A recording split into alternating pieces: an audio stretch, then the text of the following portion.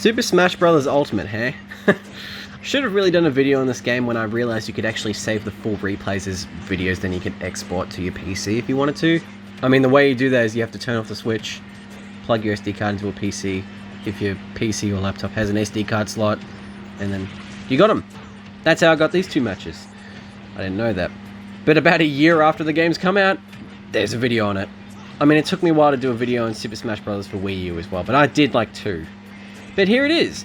So I should probably say what I feel about the game, and I mean, solo, like playing it solo, it's okay. I didn't get that much mileage out of it, but playing it with friends, it's like this was friends. I was playing this with friends. It was me and someone else, me and one of my closest friends here, and then the next match was me, my brother, and that same close friend. And so that's just, yeah, the game really just livens up, and it just becomes so much better. I can't remember who I was playing as. I believe I was playing as Game & Watch or something like that, but I can't remember. The point is that we were playing it, and there's just so much content in this game. Once everything's unlocked, once you get all the characters, which in my experience it took me about 20 hours to do, there is so many stages to play on. There's so much little extra things there. The menus are beautifully designed. There is just so much attention to detail. And the DLC fighters, I mean, not a lot of people have liked them. There's been a bit of, yeah, you know, some people hate them, some people have liked them. I'm on the camp of, I really like them. There were some really cool additions. Namely, well, the Joker was just completely out of left field. And Terry Bogard, I think it was Terry Bogard from Fatal Fury. That was really cool.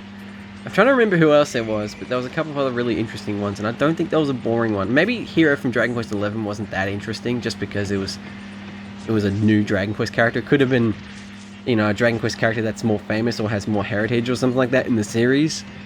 But then again, they did add the Joker from Persona 5, and they didn't add, you know, one of the protagonists from Persona 3 or Persona 4, so... There is a Mii costume for the protagonist for Persona 3 and 4, though, so... Plus there's Sans as well, so... I mean, sadly there's no footage of here, because my brother will just pick Sans by default, or pick the Mii Gunner with Sans, because that's what I've done. So, yeah, he'll always pick that just because, you know, Undertale is, you know, like, what the hell... Undertale and Smash. But I've really liked the direction the game's taken with DLC over the years. Like, you know, there was kind of a thing of like, oh, was it really cemented as like a celebration of gaming, or was it, you know, just Nintendo gaming? But as the DLCs come out, and as basically the DLC came out, and the fact Snake returned and all that, it's really become a love letter to gaming in general, and to historic franchises with a lot of weight behind them. It's just a shame that Metal Gear Solid hasn't really had a proper game since the Phantom Pain came out 4 years ago now. It's freaky to think that was 4 years ago. It doesn't feel like it was 4 years ago. But time goes by quickly. Hence it's why it's been about a year since, you know, since this came out. I haven't done a video on it till now. But there we go. This is that match I was talking about. But again, there's so many good stages. Yeah, if it's not Sans, it's Rob, my brother plays as, or R-O-B. I don't know how you pronounce his character. But he's got that spinning move that my brother just spams, and yeah, every single time we play it, we're just like, oh, for fuck's sake, it just happens. But the way I see it is that I try to play as many fighters as I can. That's the mentality I've gone with gaming since my Overwatch days, is to try as many different things as I can to see what I like and see if I can be adaptable to many different things. And this game in particular, I've played a lot of different Smash Bros. Fighters. I've tried different ones. I've tried like Donkey Kong, I've tried Marth, I've tried Bayonetta, I've tried Cloud, I've tried Jigglypuff, I've tried Pichu.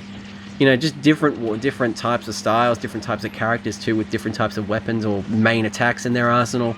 Just different things, because it's just fun to try something new in this game. This game does encourage trying something new with its... You know, given fighting games can be very daunting, this does encourage a lot of experimentation and accessibility because of the 2-button fighting style. There's a lot that's in the 2-button combo fighting system.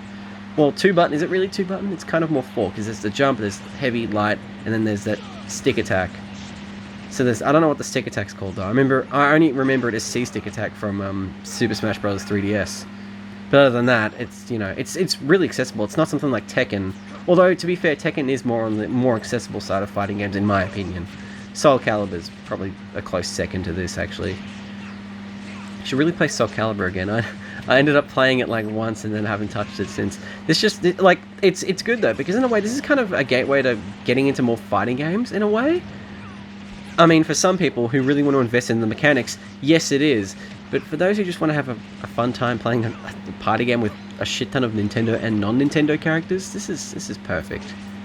This fifth or sixth game. Anyway, and this numbered installment in the series, the latest installment, just proves why this formula just works. And the quality of content on display here is just insane. As I've said, it's always the case. I mean, even Brawl.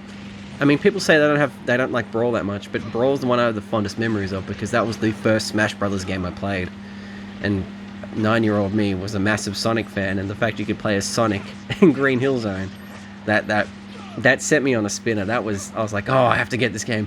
I didn't get it, and I didn't own a Smash Brothers game properly until the 3DS one, and then got the Wii U game a couple months later, back in July 2015, and then I got this a couple of weeks after launch. I got it for Christmas, basically.